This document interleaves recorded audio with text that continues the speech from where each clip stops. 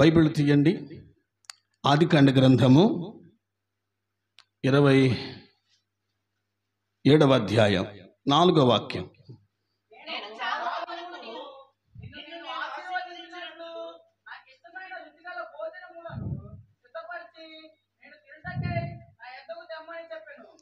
ఇక్కడ ఇస్సాకు వృద్ధుడైపోయాడు. పెద్ద కొడుకు పేరు ఏశావు, చిన్న అతని పేరు యాకోబు. ఇస్సాకు తన బిడ్డను పిలిచి, బాబు చేతులెత్తి నిన్ను ఆశీర్వదిస్తా,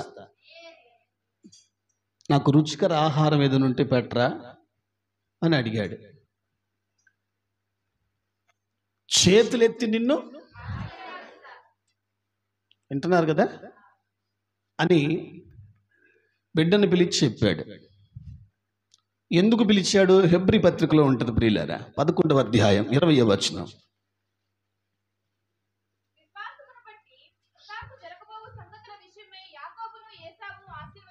స్తోత్రం. జరగబోయే సంగతులు విషయమై ఇస్సాకు ఏశావుని యాకోబుని ఆశీర్వదించెను. జరగబోయే సంగతులేయి అని అంటే,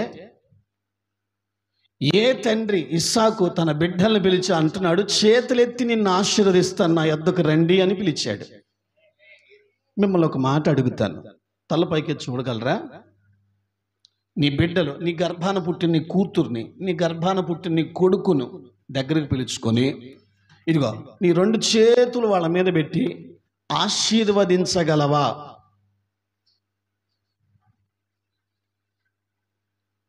ప్రశ్న కరెక్ట్గానే అడిగా. నీ గర్భాన పుట్టిన బిడ్డల దగ్గరికి తీసుకొని, ఇదిగో చేతులెత్తి వాళ్ళ మీద చేతులు పెట్టి ఆశీర్వచనం పలకగలవా? ఆశీర్వదించగలవా? ఒక తల్లిగా, ఒక తండ్రిగా గలవా? మరి ఇస్సాకు మాత్రం, బిడ్డలారా నా యొద్దకు రండి, నేను మిమ్మల్ని చేతులెత్తి ఆశీర్వదిస్తాను అంటున్నాడు. అసలు ఆశీర్వదించేది దేవుడు కదా. మరి ఇస్సాకు గారిని ఏంది ఆశీర్వదిస్తాను అంటాడేంటి అంటే, తల్లి తండ్రుల దీవెన కూడా పిల్లల మీద ఉండాలి. ఇస్సాకు తన పిల్లల విషయమై జరగబోయే విషయాల కొరకు ముందుగా ఎరిగిన వాడై చేతులెత్తి వాళ్ళని ఆశీర్వదించాడని వాక్యంలో చదివాం. ఎలా ఆశీర్వదించాడు? బైబిల్ తీయండి. ఆదికాండ గ్రంథం 27వ అధ్యాయం 27వ వచనం.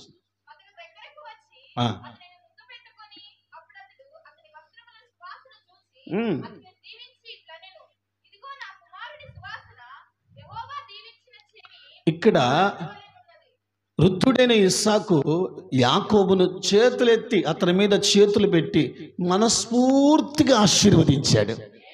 జాగ్రత్త, బిడ్డ మీద చేతులు పెట్టి మనస్ఫూర్తిగా ఆశీర్వదించాడు.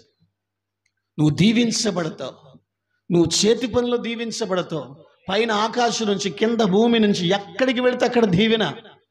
నీ తల్లి కుమారులు నీకు సాగిల పడతారు, నువ్వు అన్ని విషయాల్లో ఆశీర్వదింపబడి ఆశీర్వాదకరంగా ఉంటావు అని ఇస్సాకు తన గర్భాన పుట్టిన యాకోబును నిండారుగా ఆశీర్వదించాడు.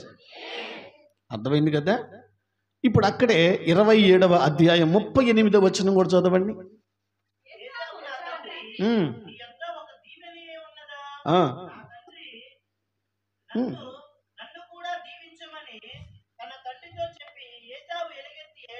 ఇదిగో పెద్ద కొడుకు ఏశావు కూడా అతను ముందుకు రాగా అతన్ని కూడా ఇలా చేతులెత్తి, చూడండి రా అమ్మా, చేతులెత్తి ఆశీర్వదించాడు. బాబు నువ్వు కత్తి పట్టుకొని బతకాలరా, నీ భవిష్యత్తు రెక్కాడితే డొక్కనే పరిస్థితి అయిపోతుందిరా, అందరూ నీకు విరోధులు అవుతారా, నీ తమ్ముడు, నీ తల్లి గర్భాన పుట్టి నీ తమ్ముడికి, నీ వాళ్ళకి నువ్వు బానిసం అవుతావురా అని పెద్ద కొడుకుని ఇలా చేతులు పెట్టి ఆశీర్వదించాడు. ఇస్సాకు అనబడిన తండ్రి యాకోబుకు ఏ దీవెన వచనమైతే పలికాడో, ఇస్సాకు అనబడిన తండ్రి ఏశావుకి ఏ దీవెన వచనమైతే పలికాడో, పిల్లల జీవితాల్లో అదే జరిగింది. స్తోత్రం. ఏది పలికాడో అదే జరిగింది. నోట్ చేయండి. ఏది పలికాడో అదే జరిగింది. ఏశావు విషయంలో ఏది పలికాడో, యాకోబు విషయంలో ఏది పలికాడో అదే జరిగింది పిల్లలకి. ఆలోచించండి. పరిశుద్ధులు పలికే పలుకులు నెరవేరుతాయి. కొంచెం సీరియస్గా చెప్పండి. పరిశుద్ధులు పలికే పలుకులు నెరవేరుతాయి. ఆ పరిశుద్ధులు ఎవరు? డౌట్ వచ్చింది నాకు. ఆ పరిశుద్ధులు ఎవరు? వాళ్ళెవరు? మాదీష్ నాయట్టు. నువ్వు పలికే పలుకులు నెరవేరుతాయి. తిని బైబిల్ తీయండి. సామెతల గ్రంథం 18వ అధ్యాయం 21వ వచన భాగం.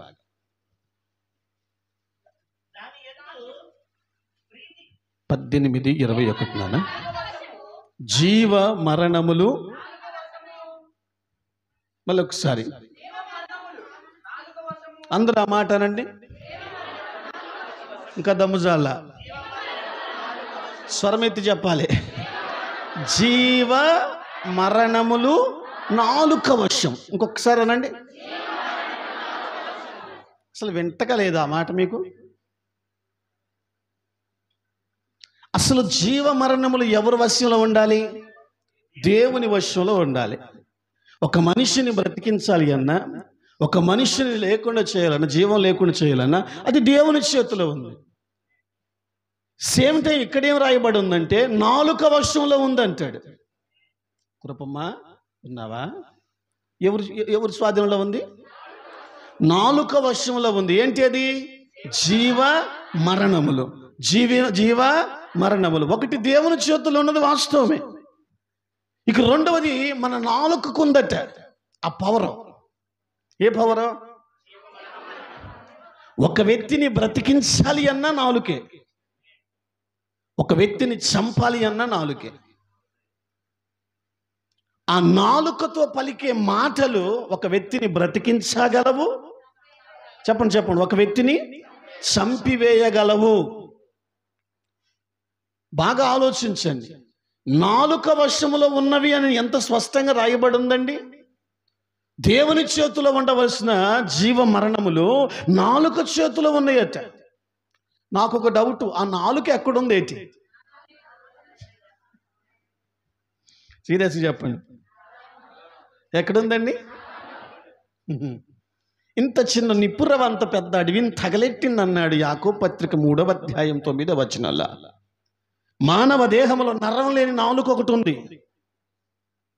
మత్తయి సువార్త 12లో రాయబడి ఉంటుంది, ప్రతి వ్యర్థమైన మాటకు లెక్కప్ప చెప్పాలి అని. ఏమండి, మనం పరిశుద్ధులుగా దేవుని సందులో కొనసాగుతున్నాం. దైవ గ్రంథం చెబుతున్న సత్యం ఏమిటంటే మనం పలికే పలుకులు నెరవేరుతాయి. కనుక మనం మాట్లాడే ఆ పలుకులు మాట్లాడే ఆ విధానం చక్కగా ఉండాలి. ఆమెను కూడా అనబోయినావా? అది చక్కగా ఉండాలి. ఎంత చక్కగా ఉండాలి అంటే నాలుక నీ వశములో ఉంది కాబట్టి ఆ నాలుక వశములో బ్రతికించగలదు. కనుక నీ పలుకు సరైనదిగా ఉండాలి. మీ పలుకు స్పష్టంగా ఉండాలి. మీ పలుకు ఎలా పడితే అలా ఉండకూడదు. రైట్? సరే, ఇంకా తెలుగులో చెప్తాను. దైవ గ్రంథ ప్రకారం నాలుక బ్రతికి ఉన్న వారిని చంపివేయగలదు. 2, నాలుక చచ్చిన వారిని బ్రతికించగలదు. ఇది చెప్పి మన దాకా వస్తాను. మళ్ళీ ఒకసారి చెప్పండి. 1, నాలుక బ్రతికున్న వారిని చంపివేయగలదు. 2, చచ్చిన వారిని బ్రతికింది. ఈ పవర్ దేనికి ఉంది? ఇంకొకసారి చెప్పండి. ఆ నాలుక ఎక్కడుంది? రేపు చెప్ప. మొదటిగా బ్రతికున్న వారిని చంపుద్ది. దీని బైబిల్ ఆదికాండ గ్రంథం 31వ అధ్యాయం 30 నుంచి 2 మాటలు.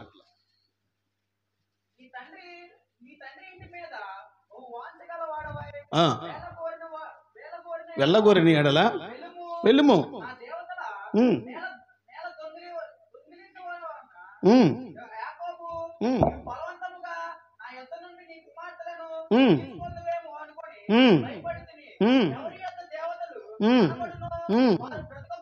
విన్నారా మాట?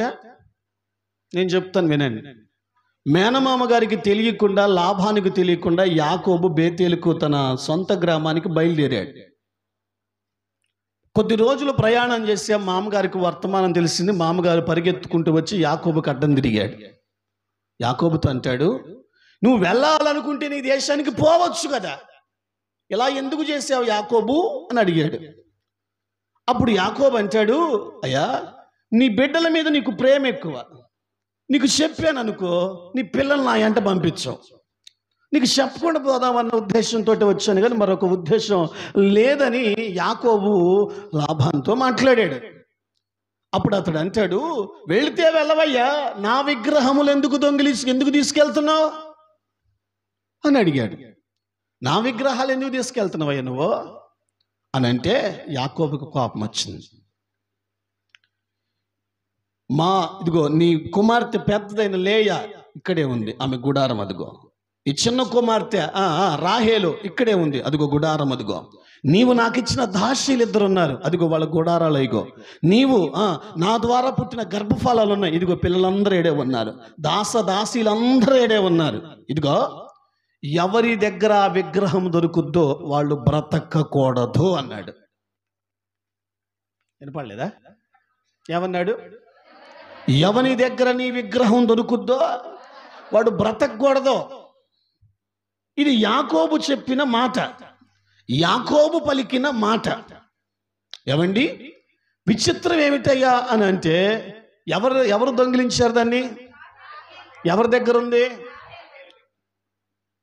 తన తండ్రి వెతుకుతూ ఉంటే ఒంటె సామాగ్రి పెట్టులో విగ్రహమును పెట్టి దాని మీద వస్త్రం పరిచి దాని మీద కూర్చొని తండ్రినే బోల్తా కొట్టించింది. అనొచ్చు అనకూడదు? ఏవండి నేను కడగా ఉన్నాను, నన్ను లేవద్దు అని నువ్వు అనొద్దు డాడీ అన్నది. బిడ్డల మీద ప్రేమతో వెళ్ళిపోయాడు. వెళ్ళిపోయిన మాట వాస్తవమే, కానీ విచిత్రం ఏమిటి అంటే ఎవరి దగ్గర ఉంది అది? యాకోబు గారు ఏమని పలికాడు? ఎవరి దగ్గర దొరుకుద్దో వాళ్ళు బ్రతకకూడదు. రైట్? ఈ పలుకు యాకోబు పలికాడు. తిని బైబిల్ తిని అక్కడే 35వ అధ్యాయం 16 నుంచి 2 మాటలు.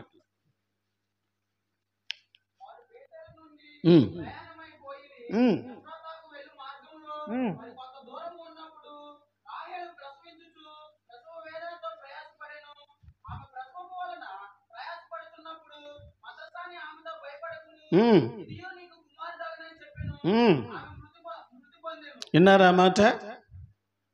బేతేలుకు ఎల్లలా ఎఫ్రత అనే మార్గము పొలిమేర దగ్గరికి, దేవుని ప్రాంతానికి కూడా పోలా, సొంత ఊరికి కూడా పోలా. మధ్యలోనే ఆమెకి పురిటి నొప్పులు వచ్చినాయి అట. వింటున్నారమ్మా? ఏ నొప్పులు వచ్చినాయి? పురిటి నొప్పులు వచ్చినాయి అట. ఆ పురిటి నొప్పులు వచ్చినప్పుడు తట్టుకోలేక పురిటి నొప్పుల చేత విలవిల్లాడి బిడ్డను కంటూ చచ్చిపోయిందట. విన్నారా? విచిత్రం ఏమిటంటే రాహేలుకు మొదటి కానుప, రెండవ కానుప కదా? మొదటి కానుపు యోసేపు. ఏ స్త్రీ అయినా ప్రాణాపాయ పరిస్థితి ఎప్పుడు కలుగుద్దంటే మొదటి కాన్పు కలిగినప్పుడు చావో బ్రతుకో అన్నట్లు ఉంటుంది ఆ గడియ. అప్పటికే యోసేపును కన్నది రాహేలమ్మ. విచిత్రం ఏమిటయ్యా అంటే ఆ పొలిమేర దగ్గరకు వచ్చేసరికల్లా పురిటి నొప్పులు అధికమైపోయి బిడ్డను కనలేక కంటూ పురిటి నొప్పులతోటి చచ్చిపోయింది. అసలు పురిటి నొప్పులు తొలి కానుపుకు రావాలి కదా, మరి రెండో కానుపుకి ఎందుకు వచ్చాయి? తొలి కానుపు అప్పుడు కదా చావో రేవో తేలేది. సుఖ ప్రశ్న అయింది. రెండవ కానుపుకి వచ్చేసరికి ఇలా ఎందుకు జరిగింది అని అంటే దైవ గ్రంథం చెప్తున్న సత్యం, యాకోబు పలికిన మాట నెరవేరింది. దేవునికి స్తోత్రం. పలికిన మాట, బ్రతికి ఉన్న రాహేలు చనిపోయింది. విన్నారా? మనం పలుకుతున్న మాట ఎంత పవర్ కలదో ఆలోచించండి. బ్రతకకూడదు అన్నాడు యాకోబు, క్షమించాలి. రాహేలు సొంత గ్రామానికి వెళ్ళక మునిపే పురుటినొప్పులు రెండవ కానుపుకే చచ్చిపోయింది. వింత. అడుగుతున్నాను, బ్రతికి ఉన్నవాడిని చంపింది ఏది? పలుకు. పలుకు. ఇంకొకసారి రండి. యాకోబు పలికిన మాట నెరవేరింది. ఎస్ఆర్నో? ఏమన్నాడు? ఎవరి దగ్గర విగ్రహము దొరుకునవాడు బ్రతకకూడదు. అది ఎవరి దగ్గర ఉంది? ఎవరు చనిపోయారు? పరిశుద్ధులు పలికే ప్రతి పలుకు నెరవేరుద్ది. కనుక ఆ దేవుడే మన దేవుడై ఉన్నాడు గనుక మనము పలికే పలుకు కూడా చాలా జాగ్రత్తగా పలకాలి. ఓకే. 2, పలుకు ద్వారా చచ్చిన వారు కూడా బ్రతికారు. దేని చేత? నోటి నాలుక పలుకు చేత. చెప్పండి. చచ్చిన వారు కూడా. అది ఎలా? అది ఎట్లా అంటారా? 2 రాజుల గ్రంథానికి రండి. 4వ అధ్యాయం 25వ వచనం చదివి పెట్టండి. నేను చదువుతానండి. షూనేమి ఘనురాలు ఉంది. ఎలీషాకి ఆతిథ్యం ఇచ్చి గోడ మీద గది కట్టి అతన్ని సేవకుణ్ణి చూసుకుంటా ఉంది. ఎలీషా ఆమెకు పిల్లలు లేకున్న కారణాన్ని బట్టి మీదటి ఈ సంవత్సరానికి నీకు బిడ్డ పుడతాడని చెప్పాడు. అలా బిడ్డ పుట్టాడు. దేవుని కార్యం జరిగింది. పిల్లోడు ఎదిగాడు. ఉన్నారు ఇక్కడ. గోధుమ పంట కోయాల్సి వచ్చి పని వాళ్ళని తీసుకొని షూనేమి గనురాల భర్త పొలానికి వెళ్ళాడు. ఈ పిల్లోడు చిన్న పిల్లోడు కదా, తండ్రి వెంటబడి పొలానికి వెళ్ళాడు. ఏం జరిగిందో తెలియదు. అకస్మాత్తుగా నా తల పోయిందని పిల్లోడు తల పట్టుకొని ఏడుస్తున్నాడు. ఈ తండ్రి పనివాడికి ఒకనికి ఆ కుమారుని అప్పగించి త్వరగా వాళ్ళ అమ్మ దగ్గర తీసుకుపో అని అన్నాడు. పనివాడు పరిగెత్తుకుంటూ వచ్చి ఆ బిడ్డను తీసుకొచ్చి గండ్రాలైన స్త్రీకి అప్పగించాడు. ఆ బిడ్డ తల పోయిందని ఏడుస్తూ ఉంటే ఏ తల్లి ఊరుకుంటుందండి? ఉన్నారు ఇక్కడ. ఏ తల్లి ఊరుకుంటుందండి? ఒడిలో పడుకోబెట్టుకొని, తొడ మీద పడుకోబెట్టుకొని పిల్లాడిని చక్కగా ఏమి చేయాలో చేసింది. విచిత్రం ఏమిటంటే ఆమె ఒడిలోనే బిడ్డ చనిపోయాడు. ఏం చేయాలో అర్థం కాని పరిస్థితి ఆమెది. వెంటనే పిల్లోడికి స్నానం చేయించి నూతన వస్త్రాలు వేసి ఎలీషా పడుకునే సేవకుడు పడుకునే మంచం దగ్గరికి తీసుకెళ్ళి ఆ మంచం మీద ఆ పిల్లవాడిని పడుకోబెట్టి తలుపులు బిగించేసి ఒక పనివాణి పంపించి భర్తకు వర్తమానం చెప్పింది. నేను కర్మేలుకు వెళ్ళాలి, దైవ సేవకుని దగ్గరికి వెళ్ళాలి, ఒక పనివాణ్ణి ఒక గార్ధబోబునిచ్చి పంపించు అని అంటే ఆ భర్త పొలంలో ఉండి అంటాడు కదా, ఇది అమావాస్య కాదు, విశ్రాంతి దినము కాదు, ఇప్పుడెందుకు సేవకుని దగ్గరికి అని అన్నాడు. లేదు వెళ్ళాల్సిందే. బిడ్డ చనిపోయిన మాట కూడా భర్తకు చెప్పలే, వెళ్ళాల్సిందే అని అంటే ఆమె మీద ప్రేమ చేత ఇచ్చి పంపించాడు. ఆమె పరిగెత్తుకుంటూ కర్మేలు పర్వతానికి వెళ్ళినప్పుడు ఆ పర్వతం మీద ఒక గదిలో ఎలీషా ఉన్నాడు. పర్వతం అంచున ఉండి ఎలీషా దూరం నుంచి చూశాడు. చూసి గెహజీని పిలిచి, గెహజీ పరిగెత్తుకుంటూ వస్తుంది చూసావా, షూనేమిరాలు వస్తుంది, నువ్వు ఆమెకు ఎదురుగా పోయి కుషిన ప్రశ్నలు అడుగు అని చెప్పాడు. పరిగెత్తుకుంటూ గెహజీ వెళ్ళి ఆమెతో అంటాడు, అమ్మా నీ భర్త సుఖంగా ఉన్నాడా, నీ బిడ్డ సుఖంగా ఉన్నారా అని అంటే అక్కడ అంటదామే, సుఖంగానే ఉన్నాము. భక్తులకు అర్థం కాల. ఏమంది అసలు ఆ మాట అనే స్థితి ఏనాది? పుట్టెడు దుఃఖముతో కడుపు కోతతో పరిగెత్తుకుంటూ వచ్చింది. బిడ్డ మరణం మంచు వరకు మంచు మీద పొరను బట్టి చనిపోయాడు. గెహజీ అడగాలి, అమ్మా సుఖంగా ఉన్నామా అంటే ఇంకేడ సుఖమయ్యా, ఇంకేడ నెమ్మదయ్యా, అన్నీ పోయిగయ్యా, దేవుడిచ్చాడు, బిడ్డ చచ్చిపోయింది కదయ్యా అని ఎలుగెత్తి అడవాలి.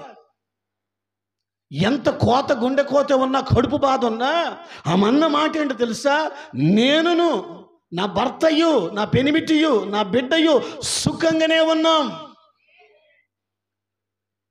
అక్కడే రాయబడి ఉంటుంది 4:37లో ఎలీషా దగ్గరికి వచ్చి ఏడిస్తే ఎలీషా వెళ్ళాడు, ప్రార్థన చేసి తనకు బిడ్డ మీద పరుచుకొని ఆ బిడ్డను బ్రతికించి ఆమె చేతులు ఆ కుమారుని పెట్టి ఆ బిడ్డను ఆమె ఒళ్ళో వేసి సంతోషంగా ఆ కుటుంబం నిలబడ్డది. చనిపోయిన వాడిని బ్రతికించింది ఏది చెప్పాలి? నోటి పలుకు. బ్రతికున్నాన్ని చంపింది నోటి పలికే. Help me. చచ్చిన వారిని బ్రతికించింది కూడా. ఇప్పుడు ఆలోచించండి, జీవ మరణములు ఎవరి వశంలో ఉన్నాయి? ఇంకోసారి చెప్పండి. బాగా చెప్పారు. పరిశుద్ధులు పలికే పలుకులు నెరవేరుతాయి. భక్తులకు అర్థమైందా? ఎవరు పలుకులు నెరవేరుతాయి? కనుక దేవుని సన్నిధిలో ఎదుగుతున్నాం, ఒక ఆత్మ సంబంధమైన అనుభవంలో మనం ఉన్నాం, భక్తి భావంలో ఎదుగుతున్నాం. కనుక మనం మాట్లాడే పలుకు చాలా కృపకలదిగా ఉండాలి. ఎందుకు చెప్పన? మనం పలికే పలుకు నెరవేరుద్ది. యాకోబు ఏ దేవుణ్ణి నమ్ముకున్నాడో, ఎలీషా ఏ దేవుణ్ణి సేవ చేస్తున్నాడో అదే దేవుణ్ణి మనం ఆరాధిస్తున్నాం. కనుక మనము పలికే పలుకులు కూడా నెరవేరుతాయి. కనుక మనం పలికేటప్పుడు చాలా జాగ్రత్తగా మాట్లాడాలి. కళ్ళు, ఒళ్ళు, పళ్ళు, కాళ్ళు, నాలుక దగ్గర పెట్టుకుని మాట్లాడాలి. అక్షరార్థంగా చెప్పాలంటే నువ్వు మాట్లాడేటప్పుడు పొగరబోతు అయి ఉండొచ్చు, గయ్యాలి గంప అయి ఉండొచ్చు, నీకు నోటు దోల ఎక్కువ అయి ఉండొచ్చు. నేను మళ్ళీ చెప్తున్నా, నువ్వు పలికే ప్రతి మాట నెరవేరుద్ది. అర్థమవుతుందండి? పొగరబోతుగా మాట్లాడతావా? కోపంతో మాట్లాడతావా? ఎదుటోళ్ళు శపిస్తూ మాట్లాడతావా? ఒకవేళ ఆ లక్షణాలు మీకున్నట్లయితే మళ్ళీ చెప్తున్నాను, మీ పలుకులు నెరవేరితే జాగ్రత్త పడండి. దేవునికి స్తోత్రం. ఒక మాట చెప్పాల్సి వస్తే, ఒక మాట అనాల్సి వస్తే, ఇంట్లో కానీ ఇంటి బయట కానీ, భార్యతో కానీ, భర్తతో కానీ, పిల్లలతో కానీ, తల్లిదండ్రులతో కానీ ఒక మాట అనాల్సి వస్తే, నేను మళ్ళీ చెప్తున్నానండి, మనస్ఫూర్తిగా చెప్తున్నాను, మీరు పలికే పలుకు నెరవేరుద్ది కనుక వారితో ఎలా పడితే అలా మాట్లాడొద్దు. ఆమేనంటారా? ఎలా పడితే అలా. అర్థవంతంగా చెప్తున్నా, ఒళ్ళు దగ్గర పెట్టుకొని మాట్లాడాలి. క్షమించండి ఇలా అన్నానని. ఎలా పడితే అలా మాట్లాడేవాళ్ళు లేరా? కీర్తన 59వ అధ్యాయం 12లోను, సామెత్ర గ్రంథం 4వ అధ్యాయం 24లోను, రోమాపత్రిక 3వ అధ్యాయం 14 వచ్చిన మీరు చదివితే అక్కడ రాయబడి ఉంటుందండి. శాపపు మాటలు, పాపపు మాటలు, వ్యసనపు మాటలు, అపవిత్రమైన మాటలు, నోరు తెరిస్తే బూతులు, పోకిరి మాటలు, సరస్వతులు, దరిద్రం. పరిశుద్ధులు అలా మాట్లాడొచ్చురా? మనం పలికే పలుకులు నెరవేరుతాయి కనుక జాగ్రత్త పడి మాట్లాడుదుముగాక. హల్లెలూయా. ఆదికాండ గ్రంథం 22వ అధ్యాయం 5వ వచనం.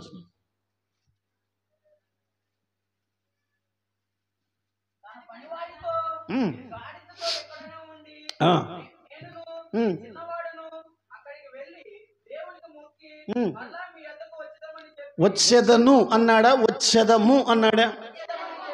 తలపైకి చూడండి. అబ్రహాము దేవుడు చెప్పాడు, నీ కుమారుడిని బలిగా ఇవ్వు అని అన్నాడా? పేపర్లు తిరిగెత్తి దొరుకుతాడా? అన్నాడా? అబ్రహాము దాసుని తీసుకొని, గార్ధబోవం తీసుకొని, బిడ్డను తీసుకొని దేవుడు చూపించిన పర్వతానికి వచ్చాడు. ఆ కొండ దిగువన వాళ్ళని ఉంచోబెట్టి అంటాడు, అయ్యలారా మీరు ఇక్కడే ఉన్నాను, నేను నా కుమారుడు పైకి వెళ్ళి దేవుణ్ణి ఆరాధించి మళ్ళీ వచ్చేస్తాం అన్నాడా? సేమ్ టైం మరలా కొడుకుని తీసుకుని కిందకి దిగొచ్చాడు. ఏం జరిగింది అక్కడ అంటే, విశ్వాసముతో అబ్రహాము దేవుణ్ణి ఆరాధించేవాడు కనుక అతడు పలికిన పలికే అతనికి నెరవేరింది. సీరియస్గా చెప్పండి హల్లెలూయా. మేము వచ్చేదము అన్నాడు, ఒక్కనే వస్తానల్లా. అతడు పలికిన, పరిశుద్ధుడు పలికిన మాట దేవుడు నెరవేర్చువాడై ఉన్నాడు. ఆ మాట నెరవేర్చి మరలా కుమారుని తీసుకొని కిందకు వచ్చాడు, దేవుడు చేశాడు. అదే కీర్తనకారుడైన దావీదు అంటాడు, 23వ కీర్తన 6వ చరణం, 23:6.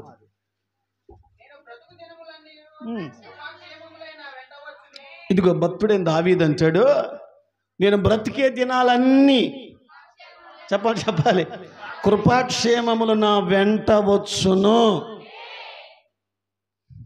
ఇప్పుడు మనం అనగలం ఆ మాట? నేను అన్న ఆ మాట?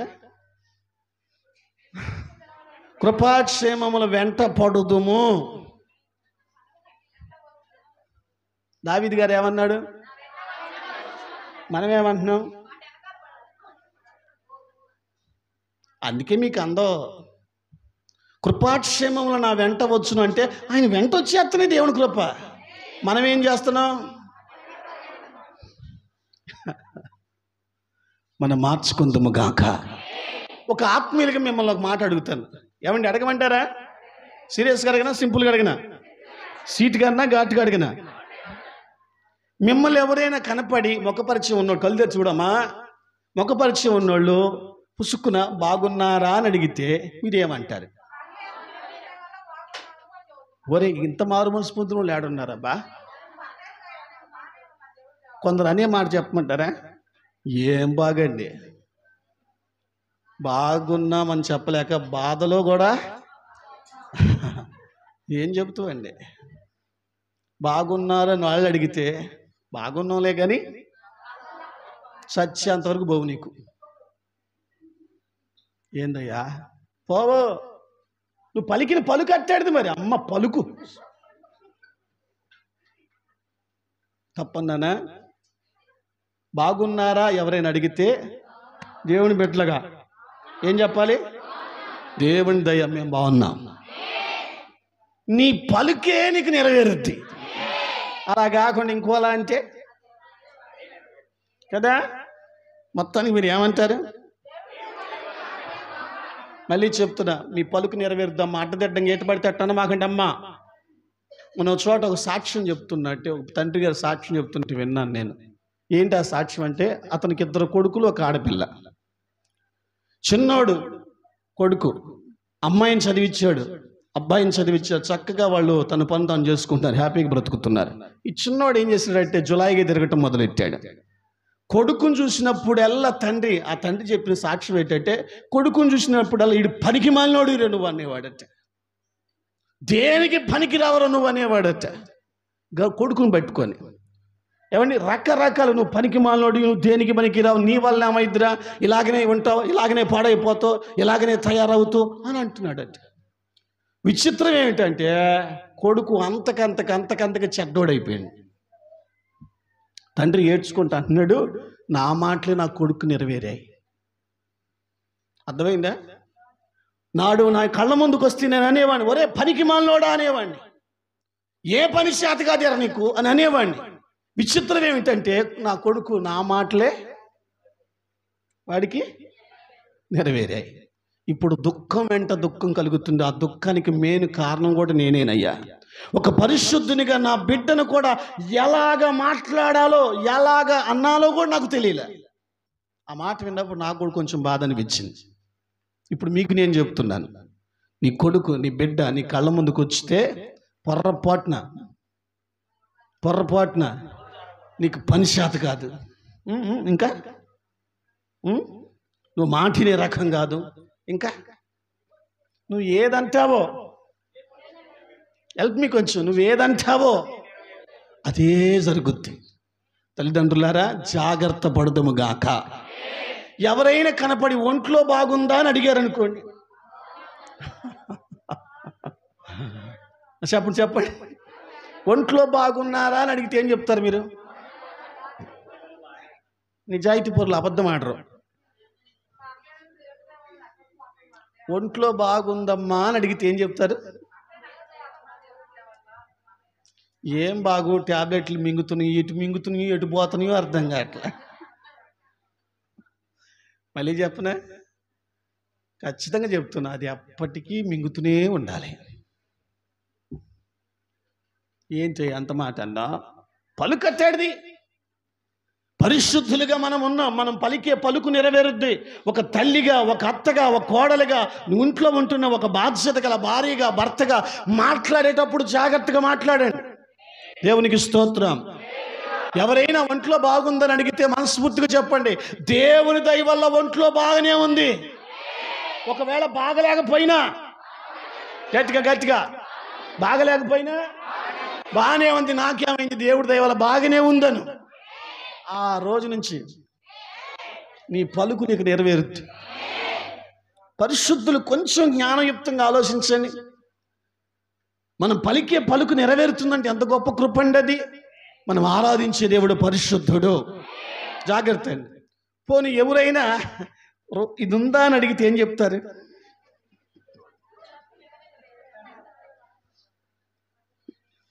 చూడండి భక్తులారా.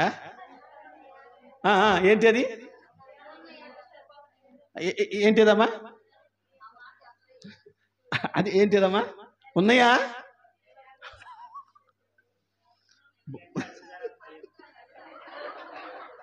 సరే అడుగు దేవుడు ముందు ఉన్నాయా? ఇంకా అట్ట కాదు నాకు అడిగింది. పుసుక్కుని అడిగారు, ఏమంటారు? ఉన్నాయి అంటారా మీరు? ఏమంటారు చెప్పండి? ఇంకొకసారి చెప్పండి, ఇంకోసారి చెప్పండి. మళ్ళీ చెప్పను. ఎప్పటికీ లేవు. నీకు ఎప్పటికీ లేవన్న పదం ఎప్పుడు ఉండిపోద్ది, నోట్లో నానిపోద్ది. ఎవరైనా అడిగితే ఉన్నాయని చెప్పు. అయితే వాళ్ళు నాకు కూడా ఏమని అడిగారు అనుకోండి, నాకు మాత్రమే సరిపోతాయి అని చెప్పు. ఇంక వేరే ఆప్షన్ లేదు. లేవు అన్నమంటే నీ పలుకు నెరవేరుద్ది. నీ పలుకు నెరవేరుద్ది, జాగ్రత్త పడదుము గాక. నేను మళ్ళీ వాక్యానుసారంగానే మీకు చెప్తున్నాను. పోనీ మీ పిల్లలు బాగున్నారని అడిగితే ఏం చెప్తారు? అబ్బా ఏం బాగండి, ఒకడెట్ట ఒకడట్ట, ఆ అమ్మాయి ఎట్ట ఈ అమ్మాయి ఎట్ట, ఒకడు మాట వింటాడు ఒకడు గాయపడుతుంటాడు కదమ్మా. నిజాయితీ పరులు చెప్తారులేండి. మీ పిల్లల విషయంలో నువ్వు పలికే పలుకు నెరవేరుద్ది. నా పిల్లలు బాగానే ఉన్నారు దేవుని కృపలో అని మీరు పలికే పలుకు నెరవేరుద్ది. కనుక పోకిరి మాటలు, సరస్వతులు, కోపాలు, పగలు, ప్రతీకారాలు, శాపాలు, ఎట్టయిపోతావు అట్టయిపోతావు అన్నమనుకో. కొడుకుని తిట్టావా? విత్తనం అది పండిద్ది ఒకరోజు. కూతురుని తిట్టావా? విత్తనం అయిద్ది ఒకరోజు. అత్తను తిట్టావా? కోడను తిట్టావా? విత్తనం అయిద్ది ఒకరోజు. ఆ విత్తనం పంట అయిపోద్ది, అనుభవించక తప్పదు నీవు. అందుకే పరిశుద్ధులుగా పలికే పలుకు జీవ మరణములు నాలుక వశంలో ఉన్నాయి. మాట్లాడేటప్పుడు ఆచితూచి ఉపయోగకరంగానే మాట్లాడదుము గాక. దేవునికి స్తోత్రం. మన రోజు ఒక తల్లి గారు, నేను ఇల్లు తీసుకున్నాను అయ్య గారు, ప్రార్థన చేద్దు రండి అంది. కుదరలా ఆ రోజు వెళ్ళటం నాకు. అప్పుడు ఏంటంటే ఆమె నా మరుసటి 2 రోజుల తర్వాత కనపడి అంటది, అయ్యా ఆ ఇల్లు ఎందుకు నాకు సెట్ అవ్వాల, ఇంట్లోకి పోతే తలనొప్పి పడుతుంది, చికాగ్గా ఉంటుంది, ఏదేదో ఏదేదో అయిపోతుంది ఇంట్లో. ఆ ఇంట్లో ఏదైనా చీకటి ఉందేమో, మీరు ఏమంటారు అయ్యగారు అని అంది. ఫిక్స్ అయిపోయావుగా, అయిపోయింది కదా, ఇంకొక ఇల్లు చూసుకో. అట్టంటున్నావు ఏంది అయ్యగారు, ఇంకొక ఇల్లు చూసుకుని ఫిక్స్ అయిపోయిన తర్వాత అది మారదు. పరిశుద్ధులు పలుకట్టాడిది. కొంచెమైనా ఆలోచించి చూడండి. దైవ గ్రంథం చెప్తున్న మాట, మనం పలికే పలుకు నెరవేరుద్ది. దయచేసి జాగ్రత్తగా పలుకుదము గాక. క్షమించాలి, అబ్రహాం గారు ఏమన్నా తిరిగి వచ్చేదము అన్నాడు, నెరవేరిందా లేదా? దావీదు అన్నాడు, కృపాక్షేమంలా వెంట వచ్చుచున్నాయి అన్నాడు, వస్తున్నాయా లేవా? బ్రతుకున్నంత కాలం తొలతొగిగాడు ఆశీర్వాదంతో. మనం పలికే పలుకులు నెరవేరుతాయి. కడుపును పుట్టిన బిడ్డనైనా, పక్కనున్న ఆడబిడ్డనైనా, తోటి కోడలైనా, అత్తనైనా, మామనైనా, ఎవరినైనా సరే దయచేసి మళ్ళీ చెప్తున్నా, జాగ్రత్తగా మాట్లాడండి. ఎవరంటారు ఆమెనని? నోటికొచ్చింది వాగమాక, నోటికొచ్చిన మాటలనమాక. కన్న గర్భానికి అర్థమైద్ది. బంధాల విలువ తెలిసిన వాళ్ళకి ఆ బాధ ఏంటో అర్థమైద్ది.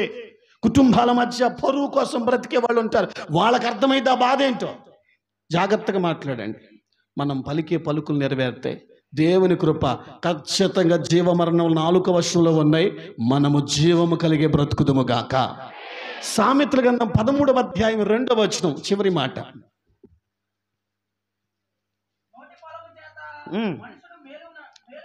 నీ నోటి ద్వారా నీకు మేలు జరుగుద్ది. ఇంకొకసారి అనండి, నా నా ఇంకొకసారి. ఇప్పుడు నీకు మేలు ఎక్కడుంది? ఇంకొకసారి.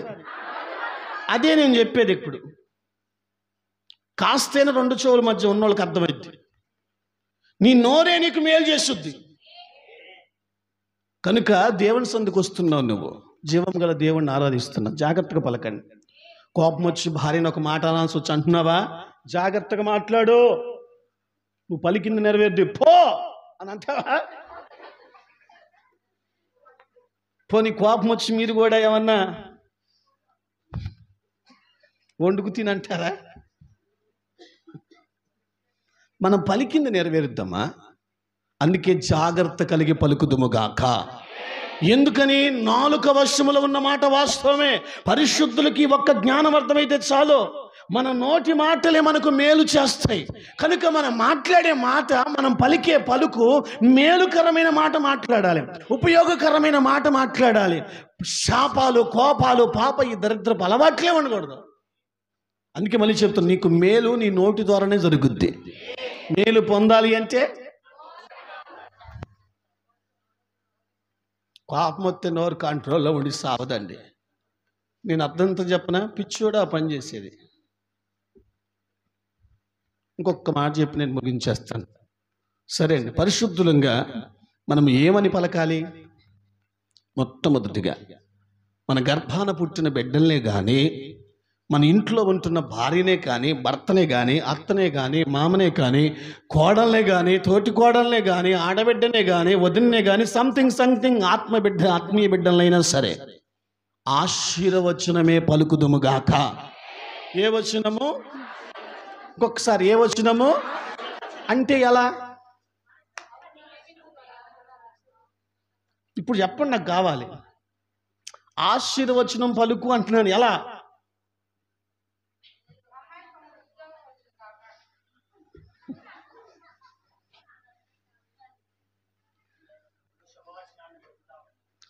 చెప్పండి, ఆశీర్వచనం పలుకు.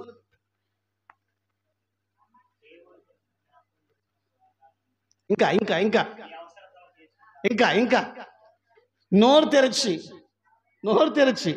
ఉన్నారమ్మా, నోరు తెరచి నీ కొడుకుతోనైనా, నీ కూతురుతోనైనా, నీ ఇంట్లో ఉన్నోళ్ళతోనైనా, ఆత్మీయులతోనైనా, ముఖ పరిచయం ఉన్నోళ్ళతోనైనా ఏమనాలంటే ఆశీర్వచనమే పలకాలి.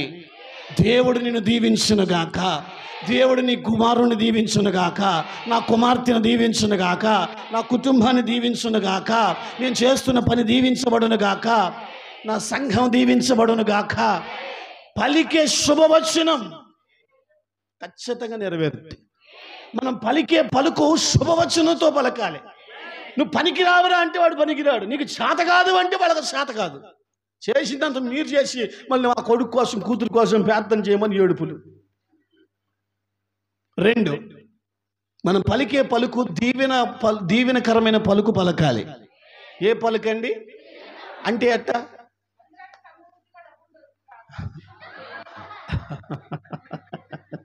తీసుకుంటా, మళ్ళీ ఒకసారి అడుగుతున్నా. దీవెనకరమైన పలుకు పలకాలి, అది ఎట్లా? ఏదో ఎత్తారు గారు.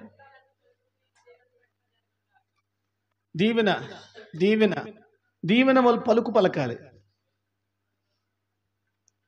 దేవుడు నన్ను దీవించునుగాక, నా బిడ్డను దీవించునుగాక, నా ఇంటిని దీవించునుగాక. వాళ్ళు ఆమెను కూడా అనరు. నా చేతి పని దీవించునుగాక, నా కష్టాన్ని దీవించునుగాక, ప్రతి విషయంలో నేను దీవించబడుతునుగాక, నా సంఘం దీవించబడునుగాక. ఈ దీవెన వచనమే పలకాలి. కోపం వచ్చి పిల్లల మీద ఎగరటం కాదు. ఏదంటావు అదే తిరిగి వచ్చుద్దే, ఏది పలుకుతావు అదే వచ్చుద్దే.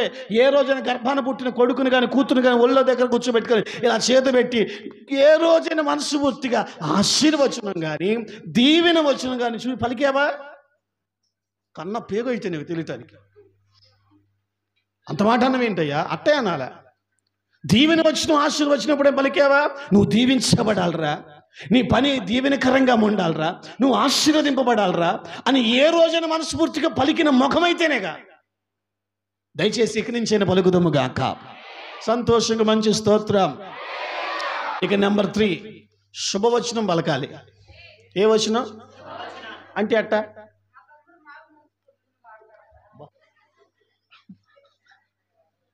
అక్కడి నుంచి ఇక బయటికి రావా? 3వ వచనం ఏంటండి? శుభవచనం పలకాలి. అదట్ట? తీసుకోను. శుభవచనం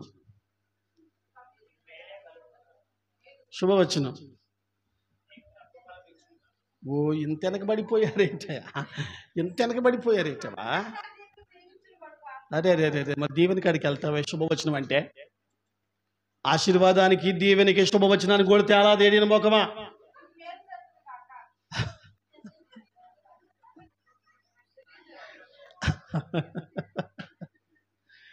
ఎప్పుడైనా అన్న అంటేనే కదా అన్న ప్రాణం ఆగిసావదంట, అంటేనేగా. శుభవచనము అని అంటే దాని అర్థం నీకు శుభమగునుగాక, నీ బిడ్డలకు శుభమగునుగాక, పట్టిందల్లా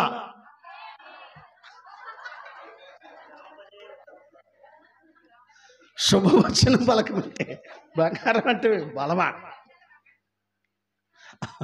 శుభవచనం పలుకు, కొడుకుని దగ్గర పిలిచి చేయబెట్టి నీకు శుభమగునుగాక. ఏ రోజైనా తల్లి ప్రేమ కలదానివి అయితే, ఏ రోజైనా ఉంటేనేగా పరిశుద్ధుల పలుకు నెరవేరుద్ది.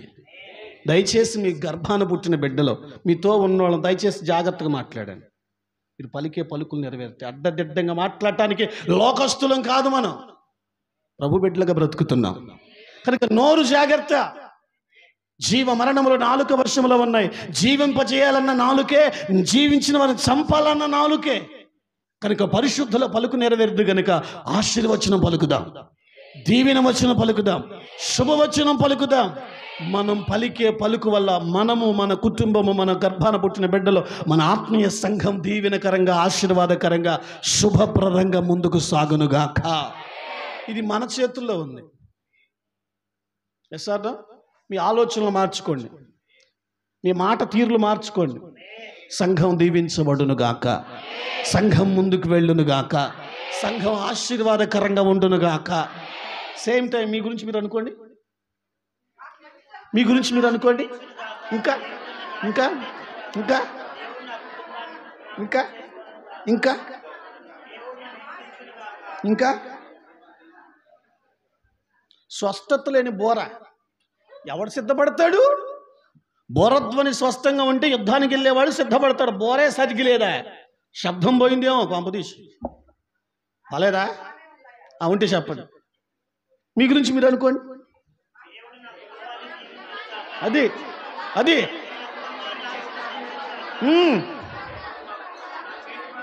అదే ఖచ్చితంగా గుర్తుపెట్టుకోండి. మీరు పలికే పలుకు ఖచ్చితంగా నెరవేరుద్ది. దేవుని కృపను బట్టి, వాక్య ఆధారాన్ని బట్టి నేను చెప్తున్నాను. జాగ్రత్తగా పలుకుదాం, ఆశీర్వచనాన్ని పలుకుదాం, దీవెన వచనమే పలుకుదాం, శుభవచనమే పలుకుదాం. కోపం వచ్చింది కదా, దెయ్యం దూరింది, అడ్డంగా మాట్లాడతానంటే అదే గతి. వదిలిపోవాలా, వదిలిపోవాలా. మళ్ళీ చెప్తున్నా, నీ పలుకు నెరవేరుద్ది. జాగ్రత్తగా మాట్లాడు. బిడ్డతో మాట్లాడినా, భర్తతో మాట్లాడినా, భార్యతో మాట్లాడినా, తోటి కోడలతో, అత్తతో, ఎవరితోనూ మాట్లాడాల్సి వచ్చినా జాగ్రత్తగా మాట్లాడండి. మీరు మాట్లాడే పలుకులు నెరవేరుతాయి. మంచి ఆశీర్వచనమే మాట్లాడు, దీవెనకరమైన మాటలే మాట్లాడు, శుభప్రదమైన మాటలే మాట్లాడు. నువ్వు పలికే మాటలు వారికి నెరవేరుతాయి కదా. ఖచ్చితంగా నీ కాళ్ళ ముందు వాళ్ళు దీవించబడతారుగా. అదే కదా మన ఆశ, ఆతృత, ఆనందమ స్థాపన. కొంచెం ఆలోచించండి. దేవుని కృప ఇక నుంచి మీ ఆలోచన విధానం మారునుగాక. మారుద్దని అనుకుంటున్నాను. మార్చేసుకుంటాం అన్నోళ్ళు ఎవరైనా ఉన్నారా? అమ్మ చెయ్యత్తలు ఎడిపోయిందో, ఆమెకు ఎడిపోయిందో, ఏం అర్థమైందో ఏమో నాకు అర్థం కాల. ఆమెకి, అమ్మగారికి అర్థం కాల, అబ్బాయి గారికి, అబ్బాయి అర్థమైందమ్మా. ఎందుకు, ఏం అర్థమైందమ్మా? నాకు ఒంట్లో ఆరోగ్యం ఉండునుగాక. అరే అరే అరే, ఏంటంటే ఎట్లయ్యారు ఆమె. నన్ను నేను అనుకున్నా, మీరు అనుకోరేటమా? ఇంట్లో ఇదే పదం రోజు ట్రై చేయండి. వాక్య ఆధారంతో చెప్తున్నాను. మీరు పలికే పలుకు మీకు నెరవేరుద్ది. దేవుని సన్నిధిలో సాక్షులుగా నిలబెట్టునుగాక. ప్రార్థన చేసుకుందాం. తరలి వంచండి.